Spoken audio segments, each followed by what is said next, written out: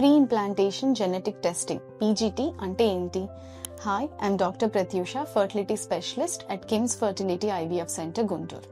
So IVF చేసినప్పుడు ఎంబ్రియోస్ని 5 days వరకు ల్యాబ్లో గ్రో చేస్తాం. ఇలా గ్రో చేసిన ఎంబ్రియోస్లో outer part of the cells నుంచి ఫ్యూ సెల్స్ తీసుకుని వాటి జెనెటిక్ టెస్టింగ్ చేస్తాం. సో అలా చేసినప్పుడు ఎంబ్రియో ఒక క్రోమోజోమల్ స్టేటస్ మనకి తెలుస్తుంది. సో నార్మల్ ఎంబ్రియోస్ ఇందులో డిటెక్ట్ అయినప్పుడు the so called euploid embryos, ఇవి ఎప్పుడైతే యూట్రస్లో ప్లేస్ చేస్తామో the chances of pregnancy and successful life birth will be very high. So ఈ పీజీటీ టెస్టింగ్ అందరిలో చేయాలా? Definitely no. సో దీనికి స్పెసిఫిక్ ఇండికేషన్స్ ఉంటాయి.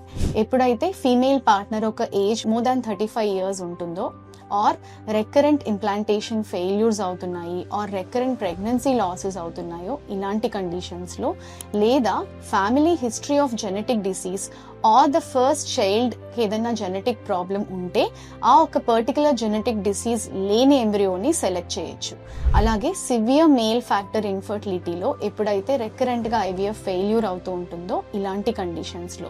So PGT testing is a very promising test to have a live birth in conditions where all these problems are there. Thank you.